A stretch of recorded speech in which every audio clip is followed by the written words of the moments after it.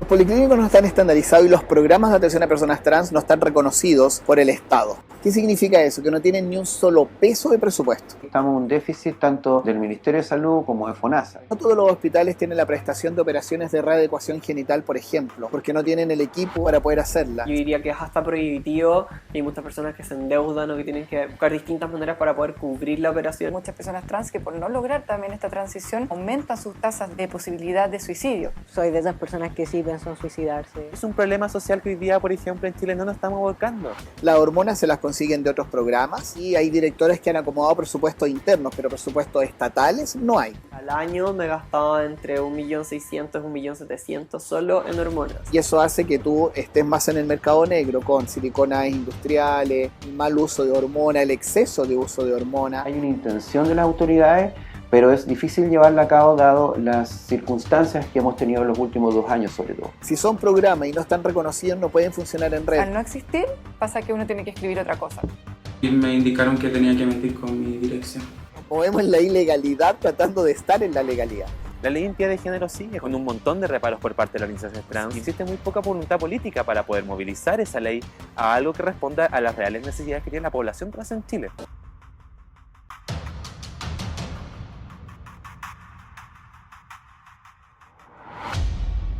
¿Qué tienen que hacer y vivir las personas trans para iniciar sus procesos de transición? ¿Qué tan complicado es para esta comunidad acceder al sistema de salud público?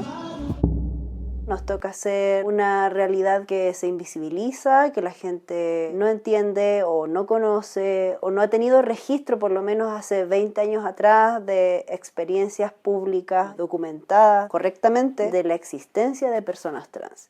¿Qué es ser trans? Etimológicamente, trans es un prefijo que se utiliza para describir enlaces químicos. Significa del otro lado.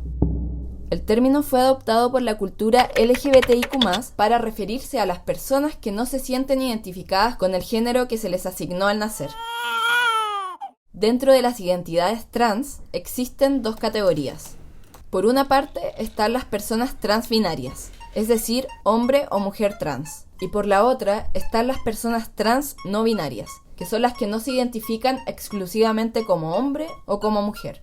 Cabe destacar que el no binarismo también es una identidad de género por sí misma, por lo cual no todas las personas no binarias se identifican como personas trans. Ahora, ¿cómo es ser una persona trans en Chile? Nos toca ser como la última prioridad en temas de salud. Si bien Chile fue el primer país en Latinoamérica en realizar una genitoplastía, popularmente conocida como cirugía de reasignación de sexo, actualmente no posee un programa de salud a nivel estatal o políticas públicas que contemplen acompañamiento psicológico, hormonal y quirúrgico para los procesos de transición de las personas trans. ¿Por qué Chile no siguió avanzando en esta materia? ¿Por qué la población trans continúa enfrentando problemas en nuestro sistema de salud? Actualmente existen solamente 2 leyes que intentan abordar la situación de las personas trans en el país. La Ley Antidiscriminación, más conocida como Ley Zamudio, y la Ley de Identidad de Género. El problema es que no poseen casi ninguna norma de salud. Hoy día la ley de identidad de género tiene múltiples defectos y yo creo que el principal de ellos es que cuenta con un programa de acompañamiento, pero que es un programa de acompañamiento que tiene 0 presupuesto, por lo tanto no es ejecutable. ¿Pero por qué no se incluyó salud dentro de la actual legislación? Retrocedamos en el tiempo. Andrés Rivera, fundador de la Organización de Transexuales por la Dignidad de la Diversidad de Rancagua, fue el primer hombre trans en lograr el cambio de sexo legal sin la exigencia de someterse a una intervención genital. Nosotros somos la primera organización en el 2009 que presentamos el informe periódico universal a Naciones Unidas denunciando las discriminaciones de la población LGBTIQ+. Fuimos la primera que abrió el espacio en la OEA y abrió el espacio en Naciones Unidas y desde ahí hicimos la incidencia en Chile. Andrés cuenta que antes de que la ley de identidad de género entrara en vigencia, las personas trans que quisieran cambiar su sexo en el registro civil debían pasar por el servicio médico legal y someterse a una serie de vulneraciones a sus derechos sexuales y reproductivos. Había un protocolo que decía que nos tenían que revisar el ano a las personas trans. Me hicieron desnudarme, mostrar mis genitales, fue realmente espantoso, horrible.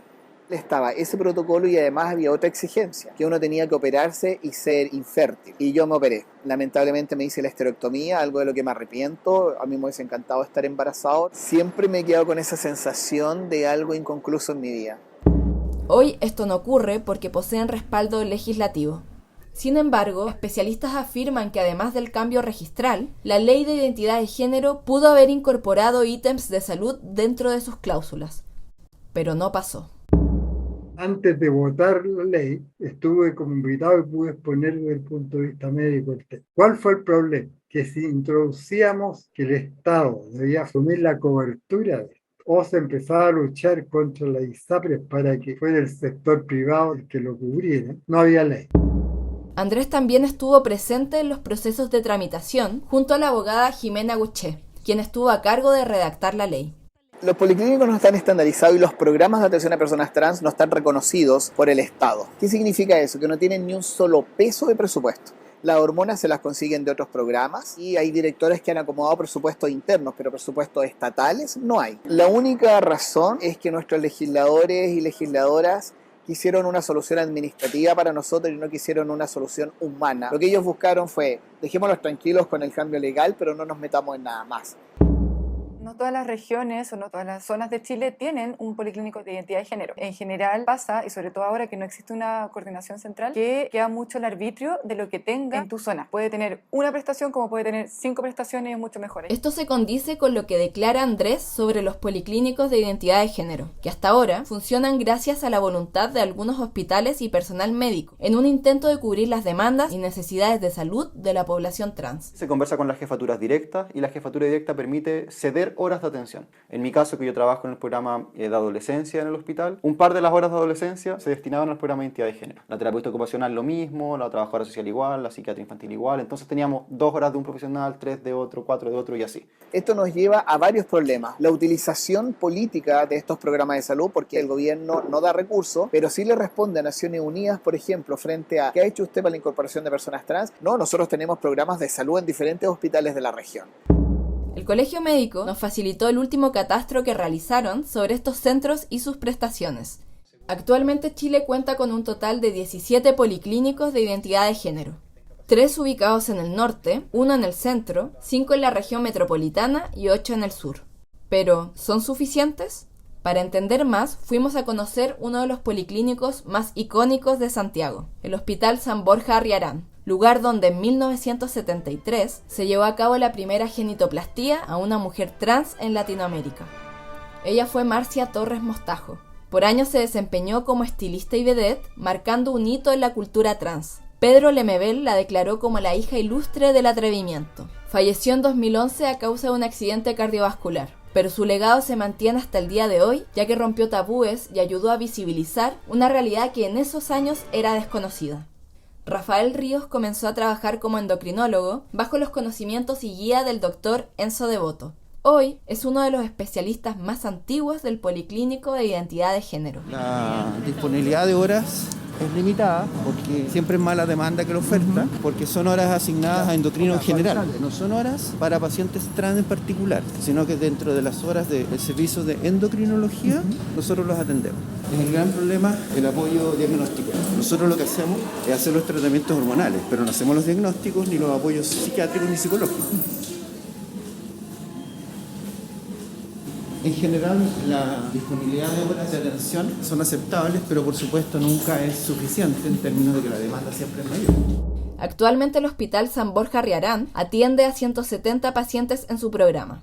A través de solicitudes de transparencia, consultamos en otros centros el número de pacientes trans por año, para de esta forma corroborar el panorama actual de las consultas médicas.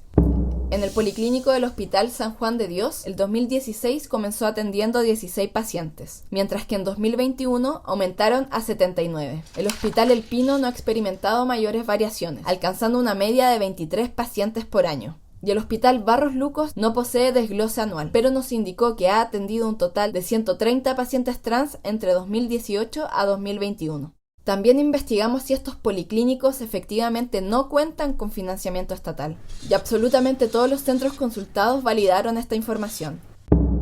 Lorenza Quesada esperó durante casi un año acceder a una genitoplastía en Santiago. Al no ser contactada, decidió viajar a Villa Alemana, comuna donde nació, para pedir desde el CEFAM que le correspondía un traspaso al Hospital Carlos Van Buren de Valparaíso.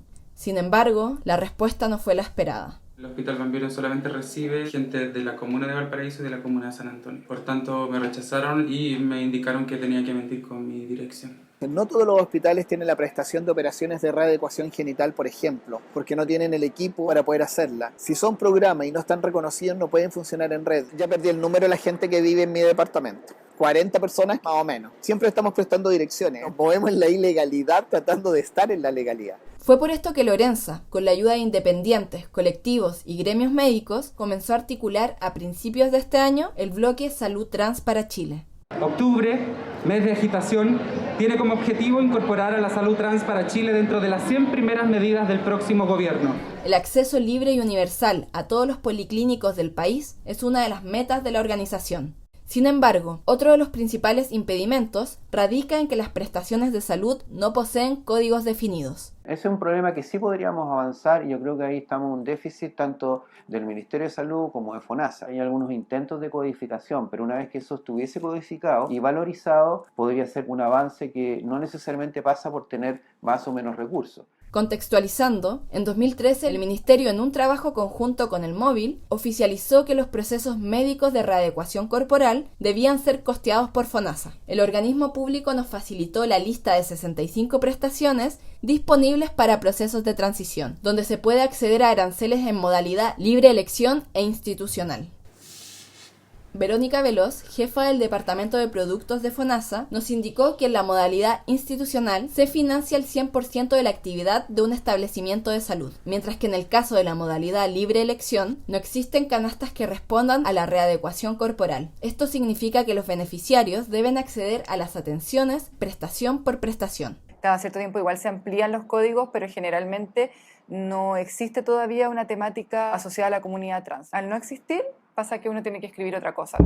Finalmente, desde FONASA nos dijeron que es relevante contar con vías actualizadas, pero que esto es responsabilidad del Ministerio de Salud. Contactamos al MinSal, pero no quisieron referirse al tema por motivos de alta demanda. Así que decidimos consultar a los colectivos y gremios médicos que sí han logrado discutir sus problemáticas con el Ministerio. Tuvimos reuniones con el Ministerio de Salud, específicamente con el Departamento de Género y Derechos Humanos. En verdad no avanzamos mucho. Había mucha disposición de querer cambiar cosas, pero en verdad ahí quedó. El Estado tampoco es que haya hecho vista gorda del todo. Hay algunas intervenciones insuficientes claramente, pero las hay. Hay una intención de las autoridades, pero es difícil llevarla a cabo dado las circunstancias que hemos tenido en los últimos 2 años sobre todo. El año 2010 salió la vía de adecuación corporal para población trans, que esa fue gestionada por el MinSal. Es una vía que es bastante insuficiente, bastante patologizante, pero permitía que al menos funcionara de alguna manera los programas de identidad de género. En el año 2011 la circular 34, en el 2012 la circular 21, que hablaban del trato a población trans, que han sido intenciones de poder hacer algo. Yo partí con la genitoplastía. Tenía algunas amigas que me decían como ¿por qué partiste por ahí? No partiste en el fondo con el aumento mamario. Pero yo en realidad no siempre tuve, entre comillas, disforia de abajo, ¿verdad? No siempre sufrí por el hecho de tener pene. A lo largo de toda mi vida como que estaba ahí y como, no sé, me gustaban las mujeres, era un hombre heterosexual, como que nunca tuve problema. Pero conforme fui avanzando en mi transición, empezó a sentirse como algo como que estaba de más. Yo siempre decía que era como que llegas a tu casa y hay, no sé, un mueble o un adorno que está ahí, pero lo odias. Me pasaba también que las veces que tuve relaciones sexuales, yo me acostaba con alguien y me ponía a llorar. Sentía que era como, esto no es mío de Elisa, esto es de Juan. Empecé a tener mucha más disforia con respecto a mis pechos. Me empezó a afectar anímicamente, sentirme como en una prisión. Lo describo como un salto al vacío, porque literalmente no sabes lo que te va a pasar. Igual es impresionante como mirar hacia abajo y ver que... Claro, ahora está todo tapado, obviamente. Pero ver que no está eso que tenía y ver esto que... En cuanto a costos, Elisa cuenta que el precio de lista de la genitoplastía fue de 8 millones de pesos. Los honorarios médicos eran de 3.800.000 y el costo clínica eran aproximadamente 4 millones y algo también. La ISAPRE me devolvió como 3 millones de pesos. Para mí, que tengo un sueldo que me puedo mantener sola, me dolió el bolsillo. Andy cuenta que se cansó de esperar su turno en las listas del sistema público. Pero costear una cirugía tampoco estaba a su alcance. Yo diría que es hasta prohibitivo y hay muchas personas que se endeudan o que tienen que buscar distintas maneras para poder cubrir la operación. Y empecé a hacer como una campaña por redes sociales. Tuve la suerte de que tengo una red de apoyo bacán, entonces todos se movieron y funcionó súper bien y pude cubrir toda mi cirugía. En cuanto al aumento mamario, a mí me costó 3,3 millones aproximados, donde el ISAPRE no cubrió absolutamente nada. Si bien Andy y Elisa finalmente recibieron los servicios de salud que necesitaban, ¿qué pasa con las personas que no logran acceder? ¿Quiénes están haciendo algo al respecto? Hoy me encuentro en la Plaza de Armas donde se está desarrollando la trinchera nacional LGBTIQ+, convocatoria y punto de prensa que tiene por objetivo exigir un programa nacional de salud trans. Lo distinto que estaríamos haciendo nosotros es tratar de incidir en políticas públicas e incidir en normas y que las normas se puedan llevar a cabo. Pero esto no sería solamente como colegio, sino que tiene que ser mancomunado, tiene que ser con otros colegios profesionales, con otras disciplinas. Acá tenemos que hacer una norma de salud trans que sea una política pública financiada y real para solucionar todos los problemas que tiene la salud trans, partiendo por actualizar el programa de la salud de la mujer. ¿Por qué no hay datos estadísticos concretos del porcentaje de población trans que habita Chile? Mira, la verdad es que eso uno podría sacar distintas conjeturas, pero lo que no se nombra no existe. Si históricamente en el censo, por ejemplo, se hubiera preguntado orientación sexual o identidad de género y ven que, no sé, hay mayor índice de pobreza, que hay mayor índice, no sé, de precariedad en la vivienda, de escolaridad, tendrían que haber hecho una política pública para ese, digamos, rango, porque así funciona el INE. Si no se nombra, no tenemos, digamos, como nosotros exigir una política. Entonces, netamente por eso es que no se ha hecho. Según un estudio de Red Lag Trans, ONG internacional que promueve principios de inclusión, se estima que la esperanza de vida de las personas trans es de 35 a 41 años en Latinoamérica. Por eso no ven a mujeres trans mayores, porque nos matan o los morimos por la silicona inyectable. Es un producto que no está recomendado, ¿no es cierto? Y que tiene las complicaciones que comentabas, como son desde malformaciones en la zona, ¿no es cierto? Infecciones tremendas, necesidades de tener que sacar esa prótesis por endurecimiento, calcificaciones, hasta el fallecimiento de la persona. Hola, mi nombre es Paris Arabel, tengo 44 años, soy una chica trans. En 2003, Paris decidió inyectarse 3 litros de silicona industrial en sus glúteos. Según cuenta, una de las preguntas que siempre le hacen, tanto dentro como fuera de los establecimientos de salud, es: ¿por qué te pusiste silicona si sabías los daños que hace? No saben de que eso viene de un problema de atrás, de asegurarse de que no te maten, de que no te peguen en la calle antiguamente, para también prostituirnos, porque no nos daban pegas, y para gustarle al hombre también, para sentir también esos vacíos emocionales que uno tiene como mujer trans. Para poder pasar piola tienes que ser cada vez más el modelo que esta sociedad exige. Y eso hace que tú estés más en el mercado negro con aceite industrial, siliconas industriales, el mal uso de hormona, el exceso de uso de hormona. De hecho, yo misma ahora me inyecto hormonas, tomo tabletas a veces y tengo siempre una pierna que siempre se me hincha. Las hormonas tú las encuentras en las ferias libres, como las encuentras en las farmacias de grandes cadenas donde no te piden receta médica. Son por problemas de que uno no hace las cosas bien, porque tenés que ir primero a un endocrino. En particular sale súper caro. Recurren a anticonceptivos, pero sobre todo a tratamientos inyectables, con altas dosis de estradiol, que puede traer consecuencias importantes, por ejemplo, con la coagulación. Y en el caso de los hombres trans que se masculinizan, a anabólicos o testosterona conseguida en forma ilegal en los circuitos de internet y de circuitos de fisicoculturismo, digamos. El tratamiento hormonal es súper caro. Sumando y restando, yo calculaba que al año me gastaba entre 1.600.000 y 1.700.000 solo en hormonas. Pero eso solo las pastillas. No estamos contando doctores, no estamos contando exámenes. En el caso de Andy, su tratamiento hormonal lo cubre el policlínico, gracias a las gestiones internas realizadas por algunos funcionarios. Los fármacos al inicio en la farmacia no les daba los fármacos. Actualmente, después de obviamente presentar al comité de farmacia, hacer todo el trámite, mostrar la evidencia, etcétera, la dirección autorizó, el comité de farmacia autorizó y ahora tenemos los fármacos disponibles, no todos, sino algunos para los pacientes. Si tú lo piensas entre comillas como unitariamente, puede llegar a no ser tan terrible, pero cuando tú lo sumas, cuando tú lo mensualizas, cuando tú lo anualizas, en verdad es un costo pero que es súper heavy. Otro de los problemas que enfrenta la población trans es la discriminación y desinformación en los centros de salud. La primera encuesta de población trans en Chile, realizada por OTD, arrojó que el 96% de las personas consultadas afirma que han cuestionado su identidad en centros médicos, mientras que el 25% ha recibido burlas. Desde el guardia del hospital, del enfermero, todo el mundo se ríe de nosotros, de nuestra misma cara. Se ha inculcado toda la vida que nosotros no somos personas normales. ¿Cómo me voy a atrever en un dispositivo en el que me van a violentar y no van a respetar mi nombre social, no van a respetar mi pronombre? Prefiero alejarme de los dispositivos de salud. Melissa y Franco también fueron víctimas de discriminación y acoso dentro del sistema de salud. Una de mis primeras psiquiatras que me atendió, recuerdo que un día me dijo, textualmente cuando yo le dije que yo pensaba en ser mujer, me dijo, no, ¿para qué vayas a ser mujer si podéis ser un maricón muy fuerte? Un maricón muy gay, como podéis ser muy gay. A los 16 comenzó terapia con otro psiquiatra a quien vio durante un año. Previo a comenzar todo mi tratamiento y mi terapia hormonal, que era súper violento con muchas cosas. Me decía como que en realidad el tema como de lo que yo iba a hacer, en realidad nunca iba a solucionar ninguno de mis problemas, como que todo iba a seguir siendo muy terrible. Me tocó atenderme con una matrona. Me tenía que hacer la típica prueba del papá Nicolau. Entro y la tipa lo primero que me dice, así como, ¡ay, qué rico! Nunca había visto un tipo trans. Pucha, nunca he estado con nombre trans, qué interesante, tengo mucha curiosidad de ver. Empiezo a avanzar hacia mi proceso de feminización corporal. Él me empieza a acosar sexualmente. Acosándome sexualmente, incluso explícitamente, me sugiere que yo me vaya con él en un viaje hacia Argentina y que podríamos entablar una relación amorosa.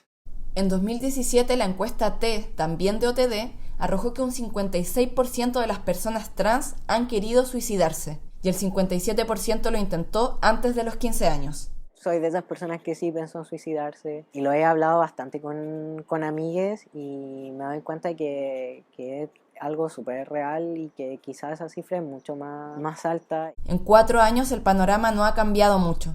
La Fundación Todo Mejora, a través de su último informe de la hora segura, expuso que el 54% de las personas trans encuestadas manifestó que ha tenido pensamientos suicidas, mientras que el 25% se hace daño y presenta planes suicidas.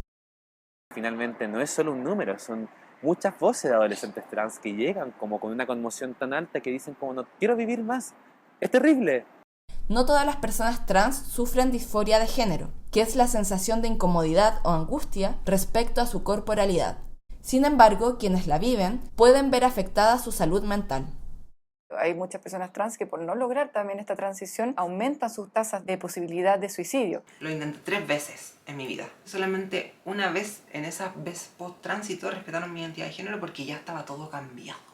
Es un problema social que hoy día, por ejemplo, en Chile no nos estamos volcando. La ley de identidad de género sigue con un montón de reparos por parte de las organizaciones trans y existe muy poca voluntad política para poder movilizar esa ley a algo que responda a las reales necesidades que tiene la población trans en Chile. Queremos prestaciones de salud para que ninguna compañera deje de ir al consultorio, deje de ir al hospital porque la discriminan, porque no respetan su nombre, porque hasta el momento todas las circulares de respeto a nuestra identidad se quedan ahí en el papel.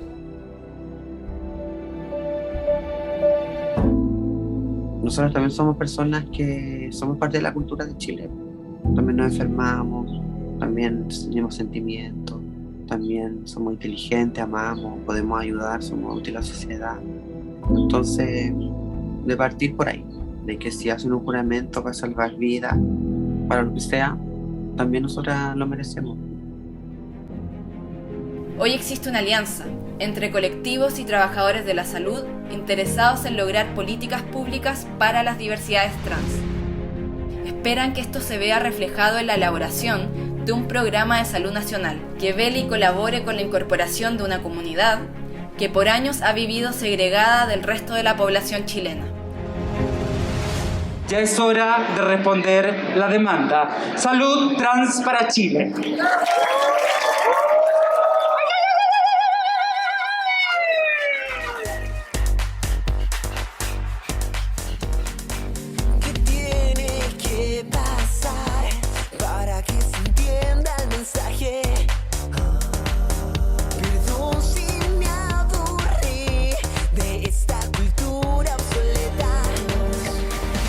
Estereotipo de gente de bien, que las mentiras